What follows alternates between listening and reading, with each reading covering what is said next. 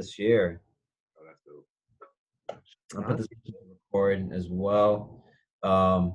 And I guess like when people join in, they'll join in. Yeah. And also, I'll share out the link too, because I know it was something that I posted up last minute. Then he was like, assigned the meeting now. I was like, oh, okay, got you. Yeah, you could just like email it from the Google Calendar link. Yeah, that's what I'm doing right now.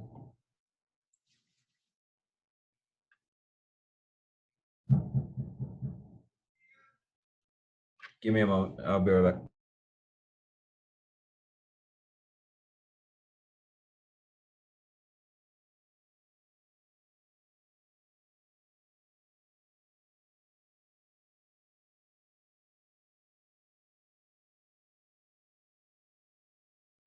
What's up, Shadanya? Hey. Listen, so what remind me again, what colleges are you looking at? Howard. Okay. Did you go to Miss McCoy's HBCU? Yeah, but she over Hampton. Oh yeah. She's HU all the way. Hampton HU. Who else we got? Daquan, Elijah, Keyshawn.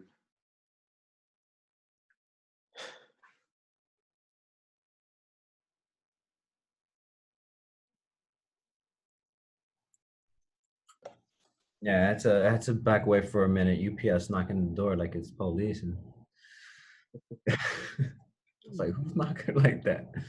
Yeah, so I sent out the email, and I think we're ready to go. So our session's already recording. So everyone who's here, and I'm gonna manage, people entering, but this is gonna be like an open discussion. We have I have a few questions that Mr. Wilmot and I can ask. I like that. Are gonna answer, and then pretty much like the floor is gonna be open. I want this to be as open as possible. It's gonna be an open discussion in regards to like we're talking about academics, we're talking about personal, we're talking about social, the ins and outs. We're gonna have the whole conversation. So if I'm looking like I'm looking at different things, I'm trying to accept people inside the room as well as making sure that I'm managing the chat. But yeah, so we're here. We're going on. Got you. No problem. All right. So to go off of the chat right now, what I did, yeah, Kishan, I was about to answer you, but I had to join into the session. But I'll answer back into your email.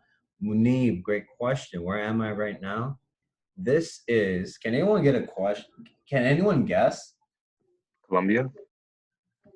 That's a bad guess. Close. It's around Columbia. Wait, Columbia. What did you say? What was it? Can you repeat what you said? No, that's definitely not. Danny, what was that? I said, can you repeat what you said? What's my background? What college is this? City College. City. Oh, that's a college you went to, yeah. Yep. There you go, right in the head. City College. And this is like legitimate. Like it looks like that during like twilight time. So this is like it's like edited just a little bit, but it looks exactly like that during twilight time. So when like the sky is about to turn night and it goes like that. And I have more people joining into the room. So we're just gonna pretty much kick it off. Again, it's gonna be an open discussion. And I definitely want to cater into any questions that you have in regards to us and our process and how was it when we attended our college or colleges during our freshman year. So I'm definitely gonna go ahead and kick it off. So the first question, and I'm pulling these questions out of my high school's alumni panel. So first and foremost, how was freshman year. And how was it different? Sorry, I'm putting it in the chat. From senior year in high school. So this is a question again for Mr. Wilma and I, and then please feel free to use the chat to go ahead and just jump in and ask any questions. So I'm gonna go ahead and start off first. In high school, and I'm pretty sure I've told the story a few times, in high school, I was the type of student who had 80s, 85s. If I reached a 90, it was probably one time. And that's no exaggeration. And that was only through my freshman year that I got a 90. And then after that, it just stood medal and potentially received a 65. So that set me up in a way, not necessarily for failure, so that when my freshman year started, academic wise, I got dragged. I literally got dragged in freshman year because the classes were excruciatingly different compared to high school. And I took college classes. So I took political science, I took sociology, but it wasn't the same when I was at the college. So City College of New York, for those of you who just joined, this is the background. This is one of the wings in the area, and this is in 137 and Convent Avenue. That's up in Washington Heights. So I got dragged. My first four classes I took to be full-time student, and I passed three of them just barely, and I failed one class. That was the first class I ever failed. It was psychology. Psychology gave me a giant F because I thought that, yeah, I don't have to study because we didn't get any homework in psychology. We didn't get any homework. So it was just like read the book, and then you have test one and test two. The first test I took, I failed. That was an alarm for me. I was just like, all right, I give myself a pass. Like, I'm all right. I'm gonna focus in on later. And then we had the final term, which was a paper and an exam. I passed the exam. I failed the paper. And it threw my GPA so hard into the dirt, and it had me to rethink my academic status. Mr. Wilma, if you want to go ahead and answer, how was your freshman year in regards to like when you stepped in academically? Then we're gonna jump into the juicier stuff later. Absolutely. I think freshman year was definitely in college was a lot different from my senior year in high school because similar to Jamie, in high school, my grades didn't they didn't sit the highest of the pack. I actually graduated the lowest, the bottom 50th percentile of my graduating class. So I had like my class average was pretty bad. And so it didn't really set me up that well to go to college. I had to go to community college first. But now in hindsight, it was a saving grace because in high school, the things that I was learning are not the things that are expected of you in college, right? So I didn't know how to do a research paper. I never did that in any of my high school classes. I never wrote a paper longer than like 3 pages, right? A works cited page, no clue what any of those things was. So going to community college was really like a good gap for me from high school to college. So I did 1 semester in a community college, got my grades up. At that point, I was able to transfer to a SUNY. I didn't get accepted to any 4-year colleges out of high school. My grades just weren't good enough. But because I did so good in my first semester, I was able to transfer to SUNY Potsdam. And I just kept up that GPA at that point. I got a 3.9 my first semester of college, which is like out of a 4.0 scale. And then I just kept that all 4 years. And I think another part of that was also knowing that I was paying for it. So if I failed the class, I was the one who had to pay to take that class again. That kind of like kept the fire underneath me to not fall back into my old habits that, I did a lot of in high school. Yeah, so thank you for answering. There was a key thing that you mentioned that I completely forgot, and you were talking about finances and paying out pocket. Another thing that definitely shook me because I was a part of Seek. For those, if anyone says they don't know what Seek is, I'm gonna go ahead and shake out virtually, because we What's spoke about Zeke? it time. Oh, That's fun. That was a joke. That was a joke. No, I was joking. Yeah, so SEEK, which is an opportunity program, can be translated into EOP and HEOP, Education Opportunity Program and Higher Education Opportunity Program. So I was a SEEK student, and legitimately what happened is that I received a piece of mail. That was before we started sending things a lot more through email. I received a piece of paper saying like, oh, we noticed that your GPA, locked down, and you are in danger of getting your TAP removed. So your TAP, which is the tuition assistance program or the application that you apply to afterwards of FAFSA, they send me a piece of a mail saying, if you don't get your shit right, we're gonna remove this money. FAFSA was a little lenient. FAFSA was just like, okay, we see you, just don't mess it up too bad. But TAP was just like, we're noticing you, don't mess up next time, or we'll take away your financial aid. But yeah, so thank you, Mr. Wilma, for bringing that up. And now I guess I want to go into the social aspect. So in regards to the social and personal aspect, I think you can remove both of these. I don't know why when I started college, I don't know why I thought it was a good idea to have two jobs and attend college full time. Just some background about me: I worked as a doorman and a porter for all my life in college. So doorman, porter, I open doors. Hello, I got you cabs. I carried your bags. Press the button. Fancy life. But I was the one who's providing that fancy life, and I worked in Bloomingdale's. So I did a part-time seasonal position at Bloomingdale's. Enjoyed it. I loved it. It was awesome. I met some of my closest friends that I have now over there at Bloomingdale's. But then I was going to college too. And that was in part due why my grades plummeted horribly, because I was worried about getting money. And at that time as well, my family, I was living with my aunt, and my aunt and my uncle was just like,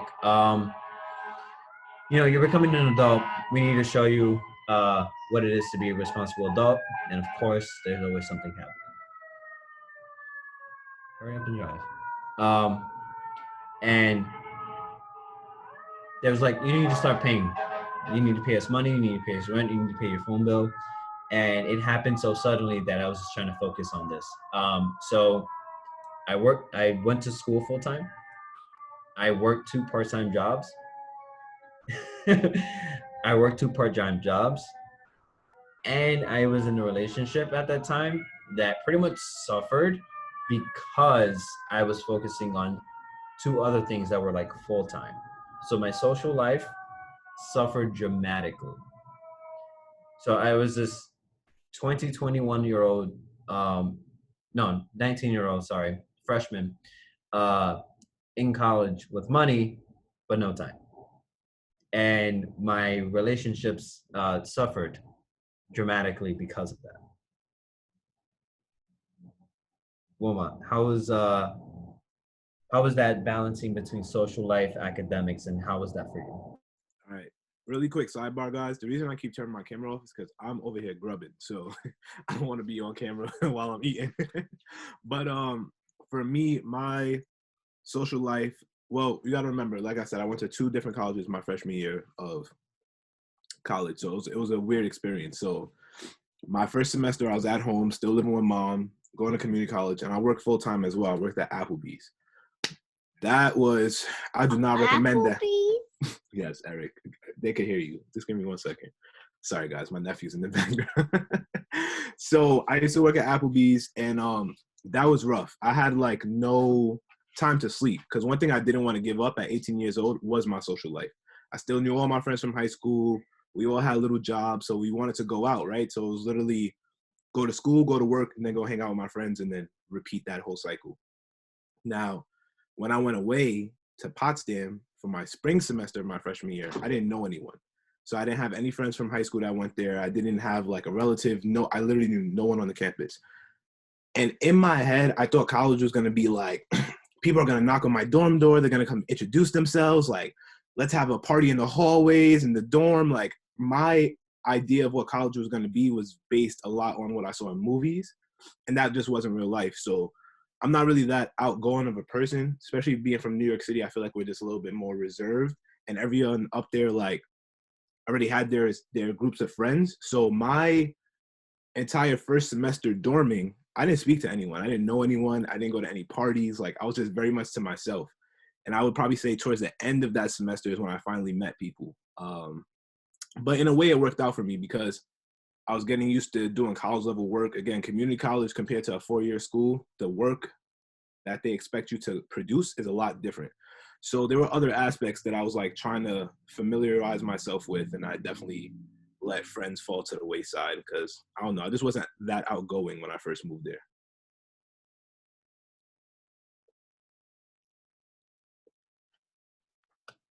Great, thank you for that bringing that up. So there was just like a in regards to like a little tidbit of our freshman year and like a little introduction, but I want, Nate, you definitely jumped the gun. Ask your questions, and I want it to be as open, as honest as possible. Not to get too crazy, but I'll flag something if it sounds a little crazy. But yeah, definitely ask real questions, and it could be about academics, it could be about living life, living on the dorms. I know that's a super popular question, how that was. How was community, and how that interacted within our our college life. So Mr. Wilma, I definitely want you to, I know you jumped off the camera, but as soon as Okay. you get back in, okay, cool, as soon as you get back in, I want you to um go ahead and answer Munib's question. How was your experience with your roommate? Man, Munib, where do I start? All right. So my roommate was a guy from upstate New York. He was a white guy. I'm like this, black kid from the city. So we had no common experiences, right?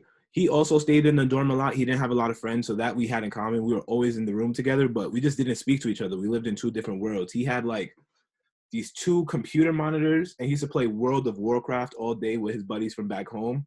And he was that kind of kid. I'm like, I haven't played video games since like the age of 16, at this point in life. So we're just very different. We didn't really get along. We didn't speak to each other.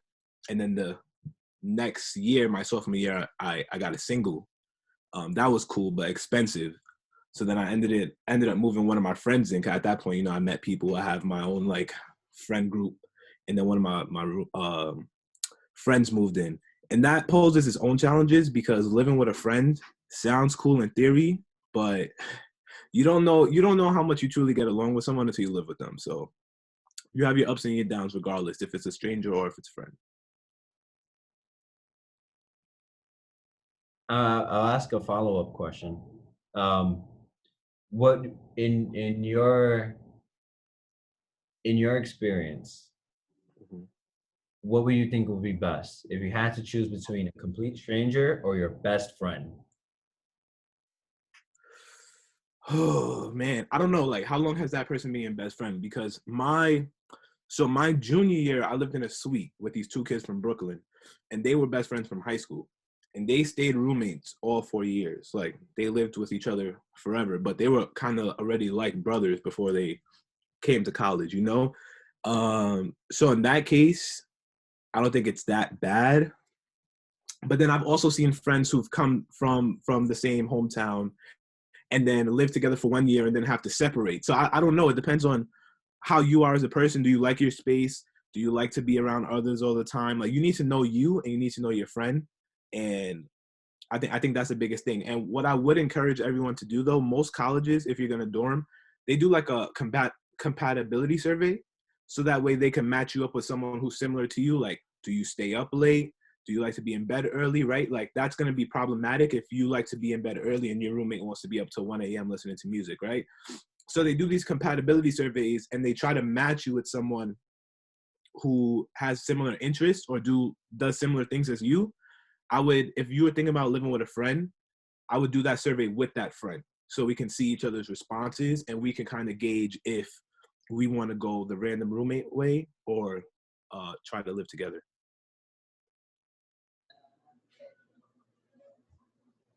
Awesome, thank you. And I want to go ahead and jump into Riley's question, which is, how was your experience with professors? I can go ahead and answer this one first, and then Mr. Wilmot, you can definitely jump in right after. Experiences with professors. So freshman year, and I'm gonna give a little progression. Freshman year, my experiences with professors sucked. Because all of my classes in the beginning, like my first introductory classes, you're talking about psychology, my speech class, I had something in City College is called ThickWis, which is like an introductory writing class, and every single freshman has to take that class. And then I forgot my other class, psychology.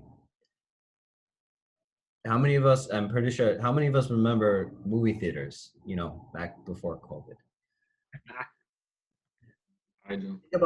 Think about sitting in a movie theater, like an IMAX movie theater. Let's put it at that. Put an IMAX movie theater, and then your professor is all the way down in the bottom, and they're telling you basically what the subject is.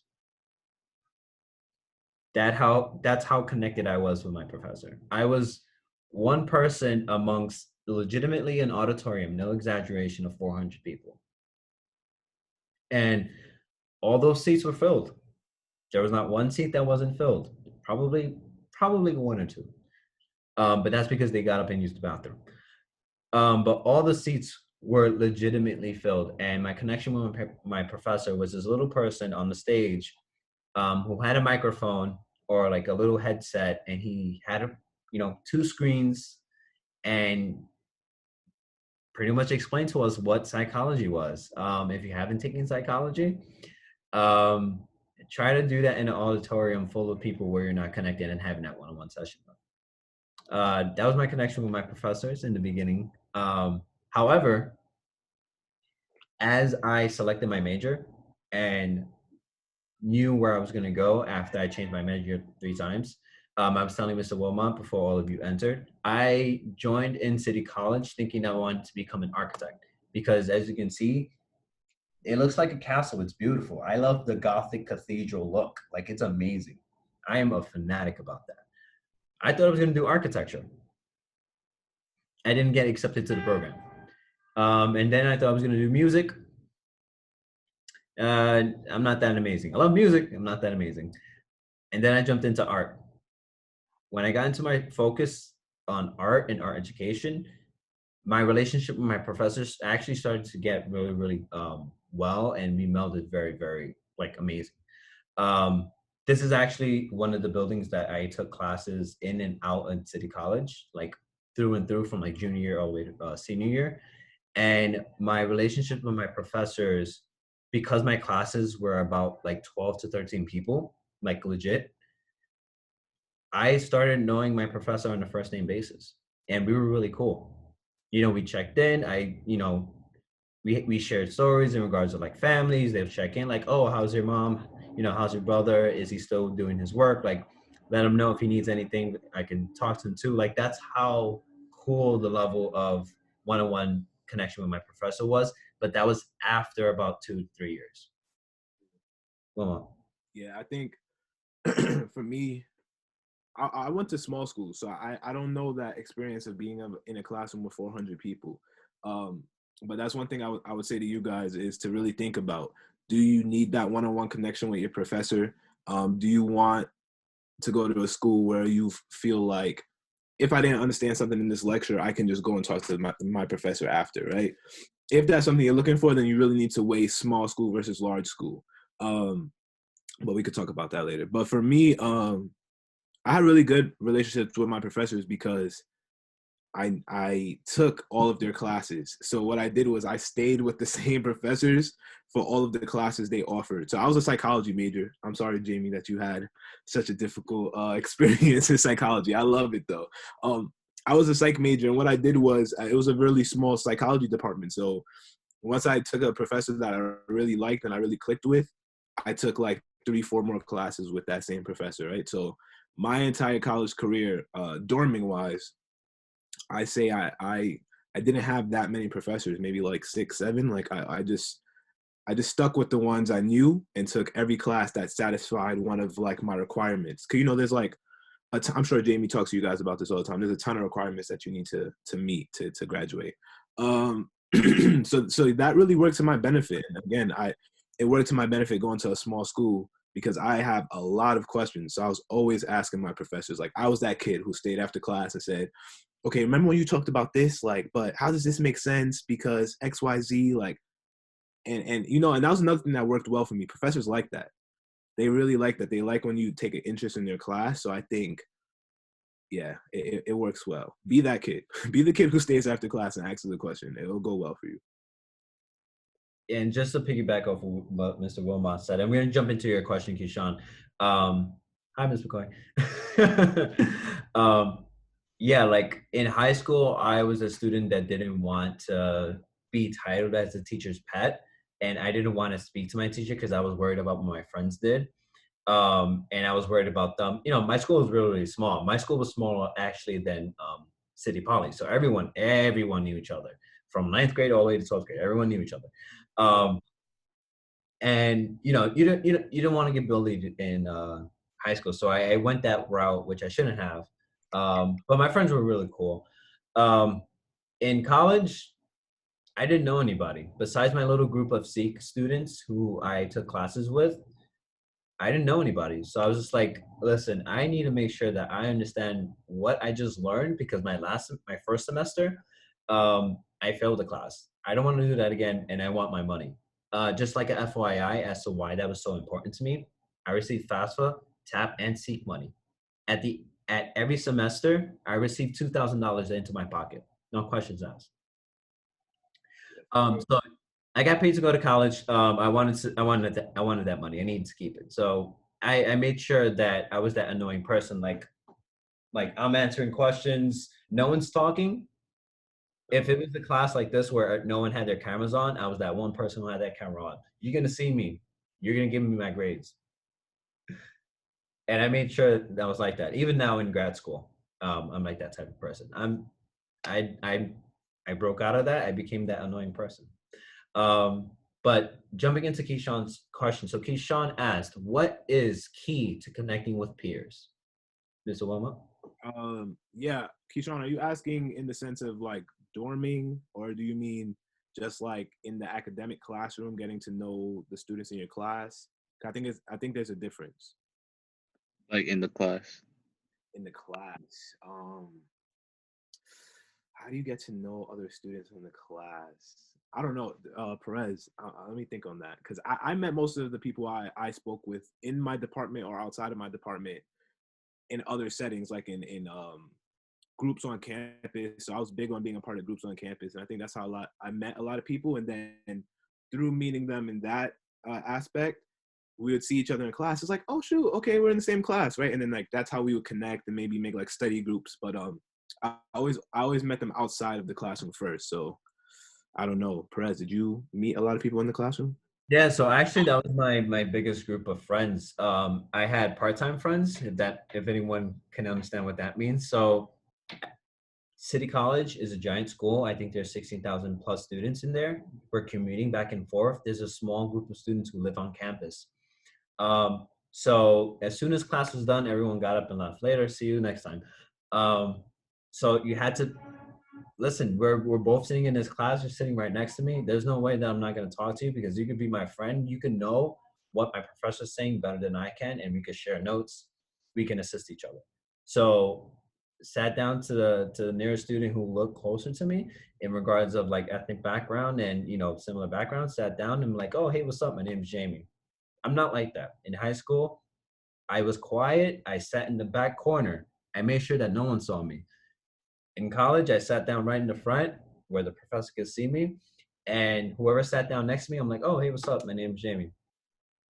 And introduced like that. So those are like part-time friends because those are like people I met class in class. sure, we text here and there, but it was about homework. And then we said what's up to each other during the class. As soon as the class finished, like at the ending of the semester, hey, I'll text you. They never text me.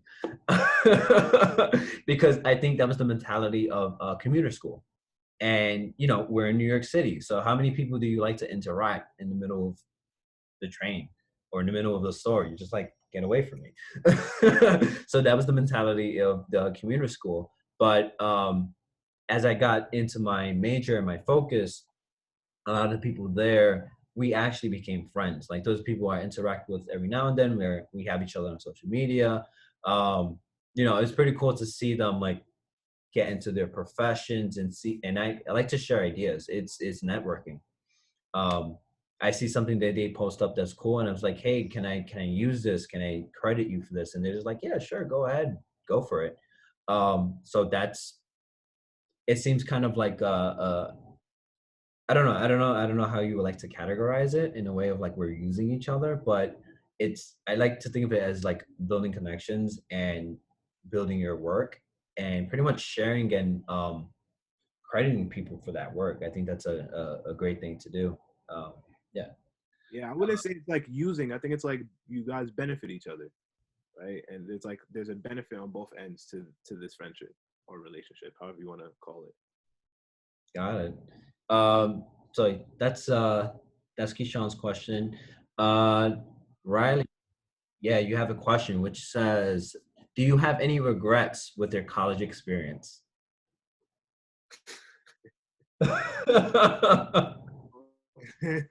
I mean, yeah, I have some regrets. On an academic sense, I think I regret my second major. So I was a psychology and criminal justice major. I think I wish I would have did something STEM related or maybe history.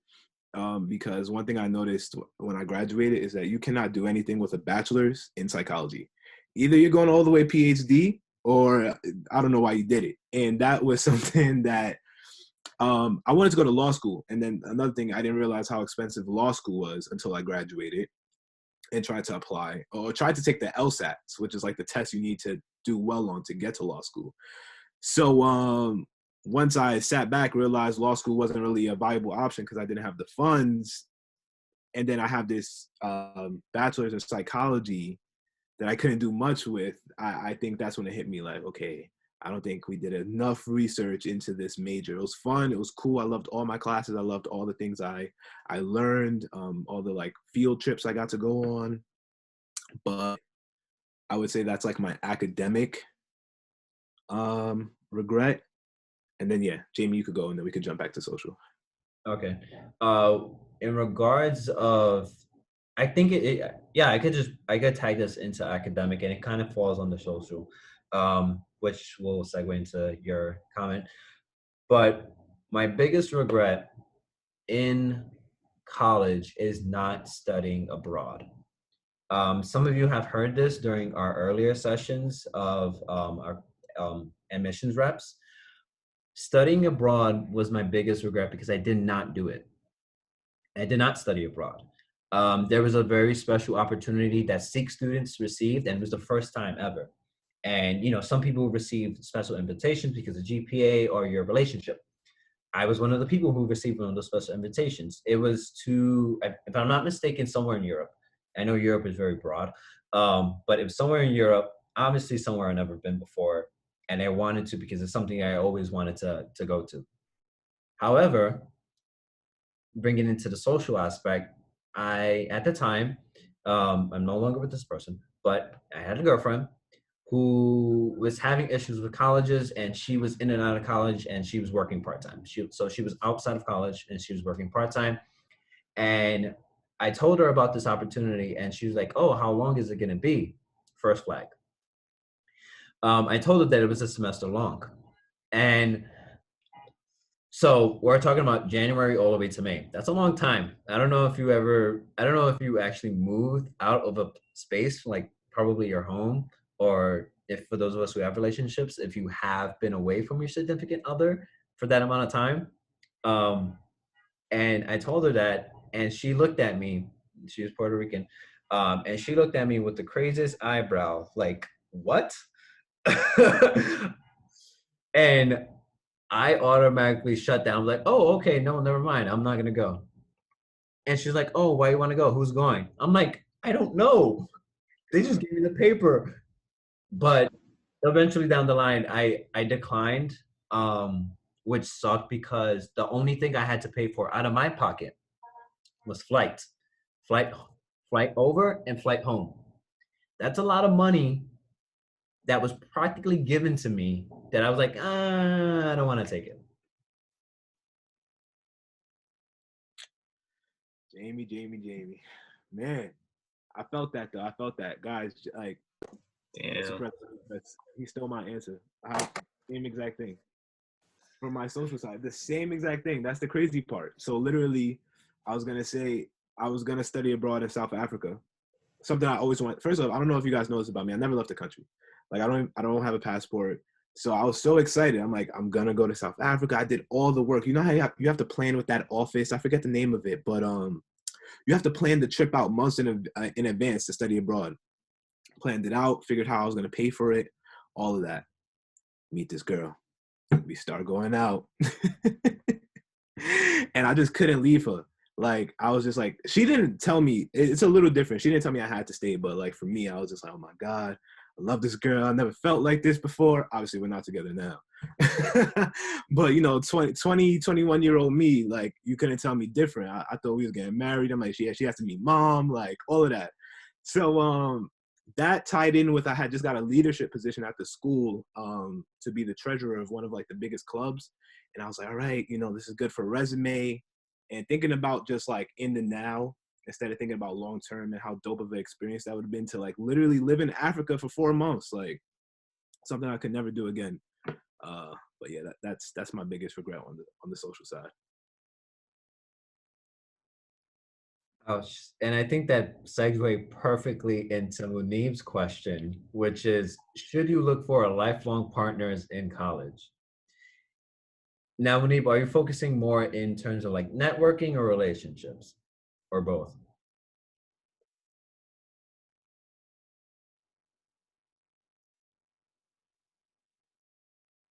Munib? Relationship. Okay, relationships. Uh, so yeah, so in regards of relationships, what happens, and it's kind of a sellout. I don't want that to be something that you take out because, like I mentioned, so two little anecdotes on this is that when I entered college, I was in a relationship. I had a girlfriend, and again, the same thing like Mr. Wilma. I thought I was like, "Yep, she's gonna be the one." She already met my family, so on and so forth. Sometime into my sophomore year, she broke up with me through text. Fast forward some time, and I met my other significant other, and then later down the line, we broke up. So don't necessarily like seek out. Allow what comes, and then you'll know more or less of like what is the like the best choice for you. That was my two little anecdotes in regards to trying to seek for a relationship. Yeah, I think you hit it on the head. I would really just say don't stop yourself from experiencing anything. Let everything come organically to you, right? And if a relationship comes down the line while you're in college, don't say like, no, I'm super focused on my education. I can't even, bother with this idea. No, like let yourself experience that, but don't go seeking it.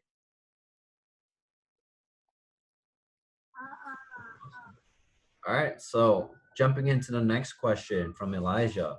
What is one thing about college you want us to be ready for?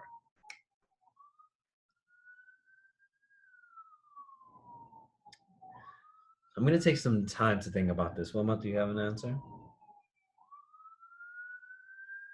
So this is a great question. I appreciate this one. I know you're here, Miss McCoy. Would you I'm like? just about to say, Miss McCoy, jump in. Repeat that question. I'm still, Maniv's question was so powerful. I'm still thinking about that one. Can you repeat the second one?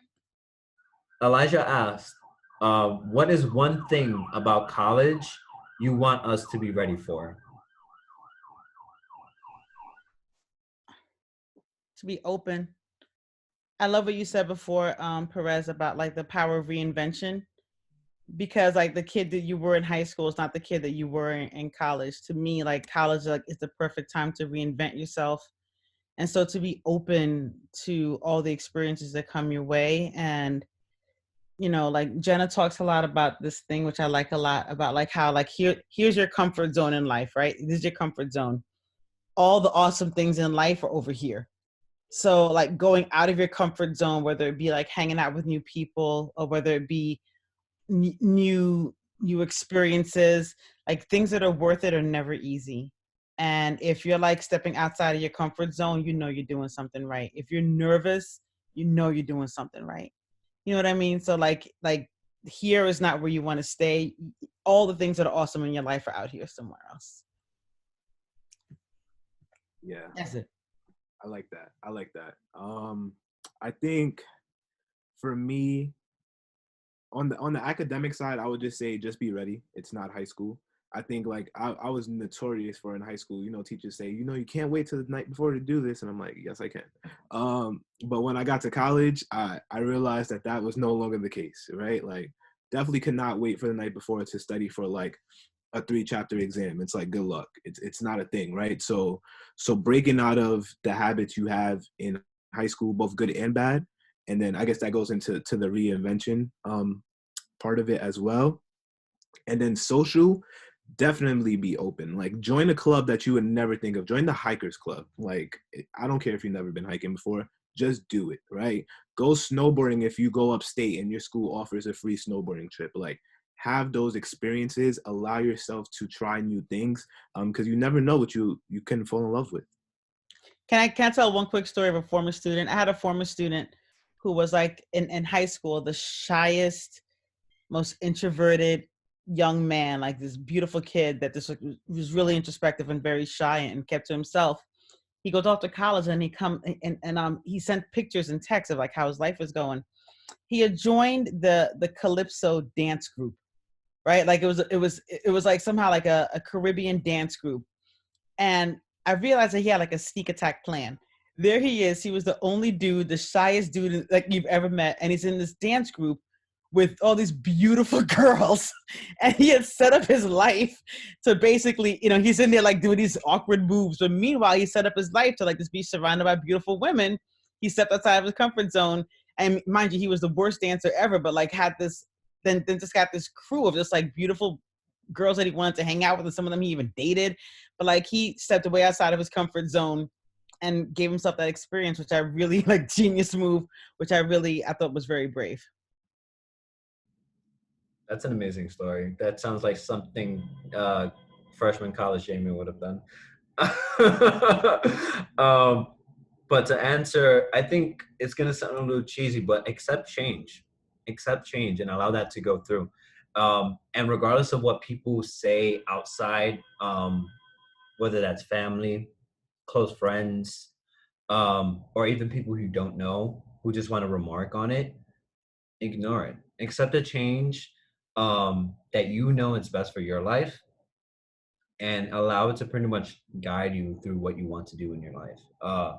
There was just, and just like a little snippet, the reason why I say that is because when I went into college, again with my family, I was the only one who went to college. I was the first one there and the first one out in college. Like it was like a big deal. But what was happening in that transition is that I'm Puerto Rican.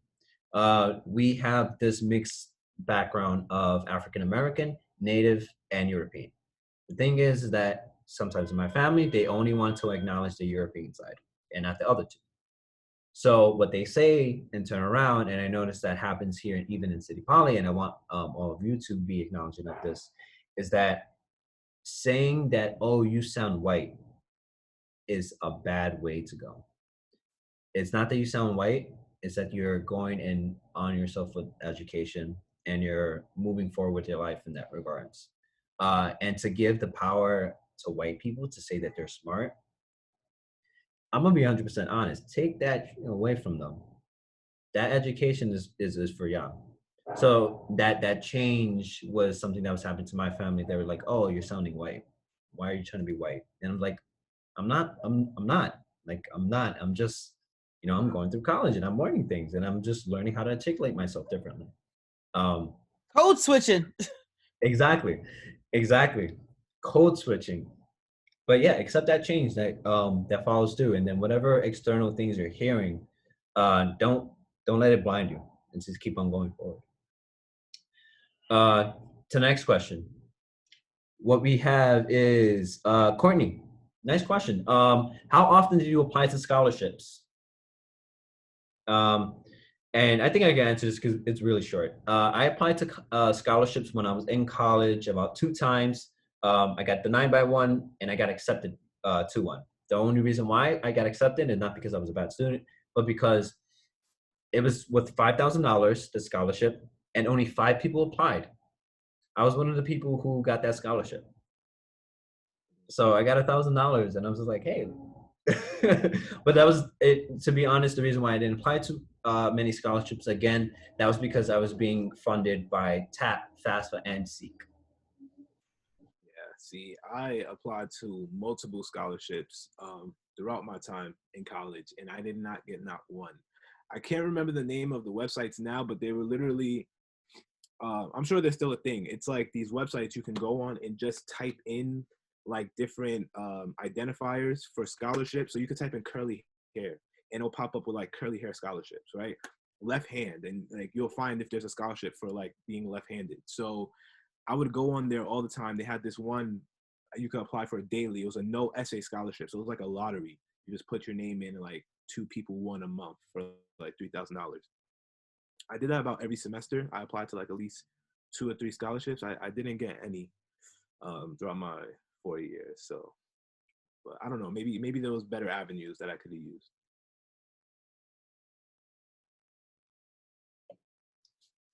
All right. Nikolai, your next question. Is it true that drugs and parties in general are a problem in college? Because most movies, they portray college students partying. That is a really great question. So in the commuter school, and I know there's a lot more questions. I'm trying to see if I answer this as quickly as possible. In the commuter school, you heard a little bit about parties. You just had to know someone to know someone to know someone. But actually, there was a drug in City College at the moment that I was attending that was becoming a big issue. And it wasn't your regular drug like weed or cocaine or any of this like that. It was a drug, a stimulant that kept you awake. It was like caffeine overdose. And it was a legitimate thing that was happening because I saw it being in the financial aid office. I saw a little poster for it. And it says, have you taken X, Y, and Z? Then you should see, like, you could go into this office and have a conversation and make sure that, pretty much being counseled. But it was a legitimate thing that people were so stressed that they were just taking this weird foreign drug that kept them awake so they can study. Yeah, I think at my school when I went to Potsdam, I'm trying to think. Well, I guess if the question asks like, was it a problem? I guess problem is subjective. It depends on how you view it. I don't think for the kids doing it was a problem, in their viewpoint. So I'm not too sure, but I don't remember it being like a rampant thing. I don't remember it being like a big conversation. Obviously, kids drunk and they smoked, but and then you had like the frat kids who experimented with other substances, but it wasn't that huge of a thing. I will tell you what was a big issue at my school and was constantly being addressed though. It's called Title IX. So they used to make us take these Title IX classes every semester about like what is sexual assault, what is consent, because there were a lot of cases, not only at my college, but like a lot of the SUNY colleges at the time. This is around like 2016, 2015, where there were like a lot of rape allegations going on in frat houses. And so they made it like a thing. Like every semester you had to do a Title IX training on understanding what consent is, understanding who can give consent and when they can't give consent. And I would say that was the biggest thing I noticed in college culture. Like what is the line between okay and not okay. And you would think it's very blatant, but I think that was more of a conversation than drug use when I was in school.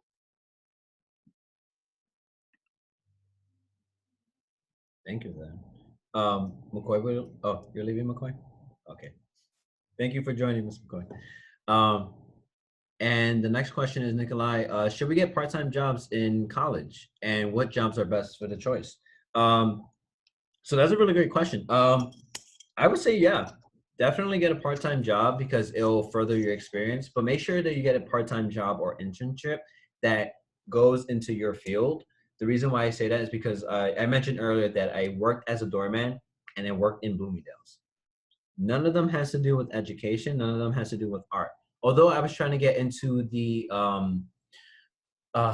decorative department in Bloomingdale's, but there was like you had to know someone to know someone. But yeah, definitely get a part-time job because you're gonna start becoming an adult. And even in college, I don't know, at least for my family, they were just like, you need to start paying bills. And eventually, at that time, when you were, you start going out and hanging out with your friends, you need a little cash on the side for yourself. So I always say yes, but make sure that you're managing that time and make sure that you put your academics before the part-time, because honestly, both of my jobs gave two rat asses about me being in college.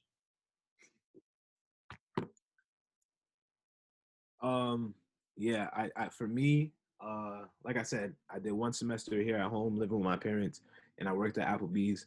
Horrible experience. I would not recommend, but I was working full time. When I went upstate for college, I did do little part-time jobs on campus. So a lot of times when you live on the campus, there's like, you can work at the bookstore, right? That's typically like a student who does that job. You can work at like a little convenience store if your campus has them. Most campuses do. You can work in the diner.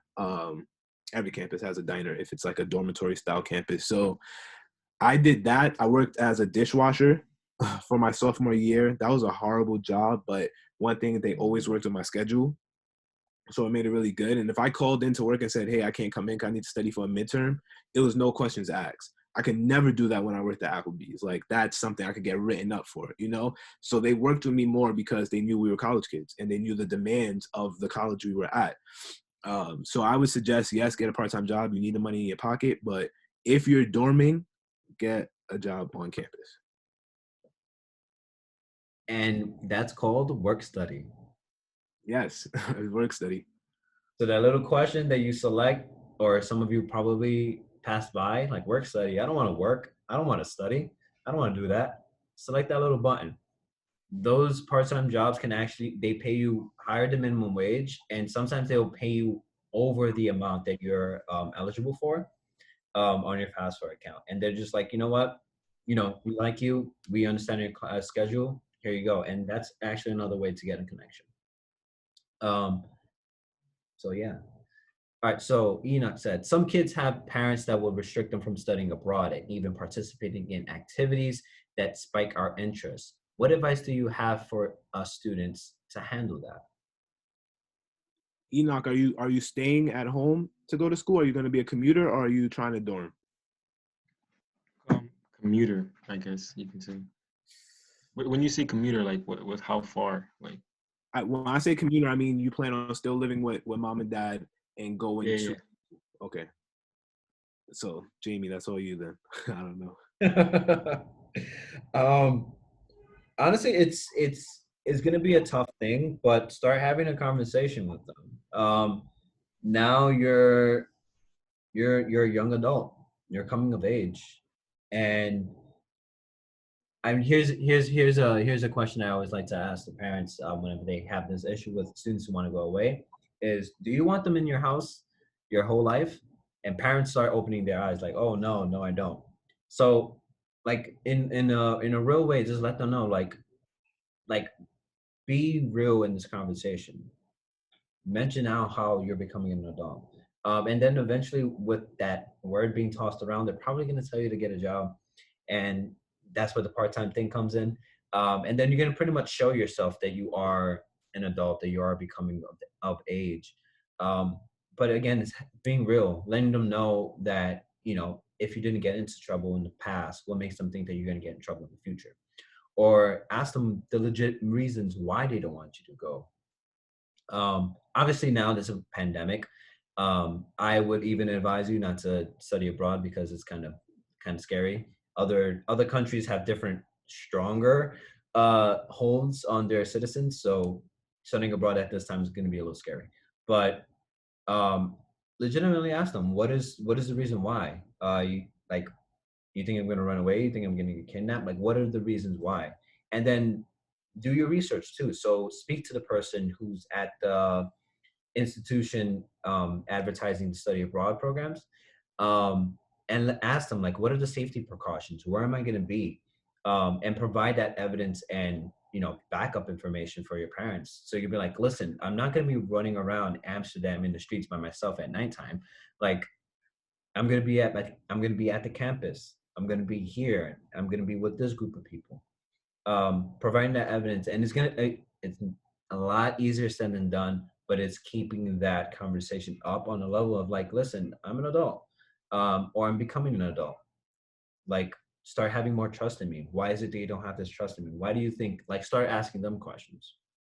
But be respectful. I don't want you to get karate chopped in half.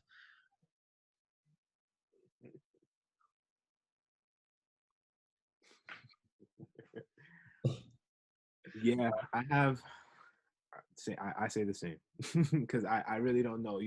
Listen, my mom is Puerto Rican, and she is very, it's unfortunate. My mom fits like the stereotypical Hispanic stereotype. She's very overprotective. She thinks everything is dangerous. Like, just stay home. Like, the safest thing to always do is stay home. Like, why would you get on an airplane? Like, is that safe? So it was never a conversation I could really have with my mom to do anything like that. Even going away to school was a big deal for her. So I would definitely echo what Jamie said. Get the information you need first. Like, it's like when we're writing an essay, right? You always need proof to back up your claim. You always need that evidence. Cite your sources. So if you can get that information for your parents, so when they do try to say, well, what about this? You didn't even think about that. It's like, actually, I did, and here's the answer. It doesn't mean the conversation is going to go smooth, but it just means that you're well prepared to have the conversation. Yeah, that constant back and forth. Was someone going to mention something? No? Okay. All right, cool. It looks like we're winding down too. And then the last question Courtney asked, or pretty much like a comment, is we were talking a lot about scholarships. Had only one applicant applies, so they automatically got the scholarship in the architecture workshop. Yeah, so if it's like a legitimate scholarship, the reason why I put legitimate behind it is because there are a lot of fake scholarships that ask you to pay first. Don't do that.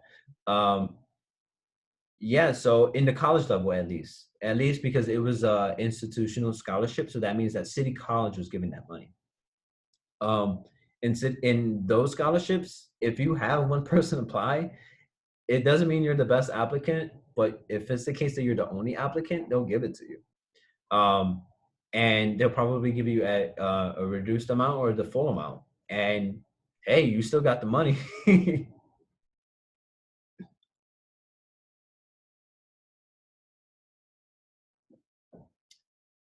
And then I guess we could close out with this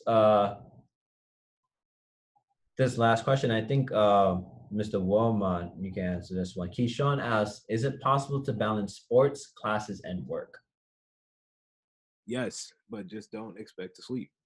That's it. Like, there's this cool little triangle, and I wish I could find the graphic. If I do, I'll post it in our class.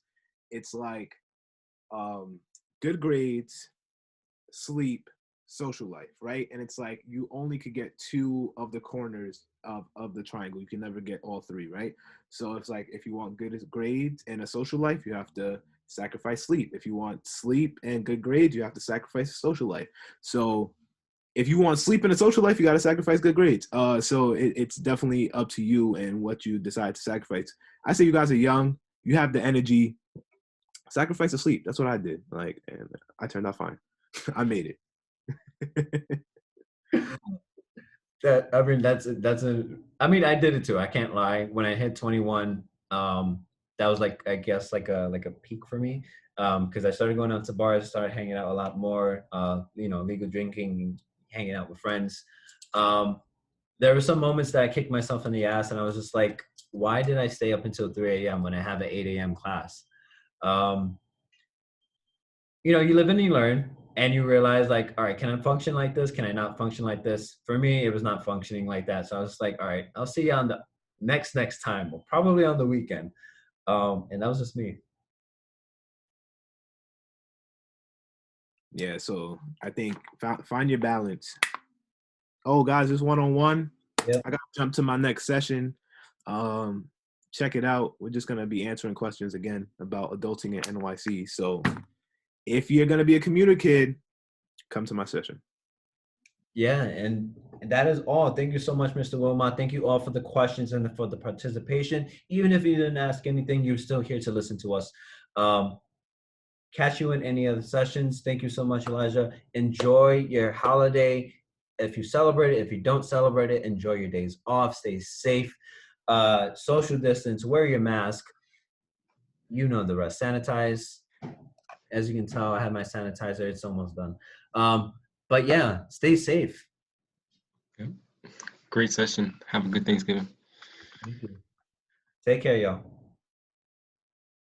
Later.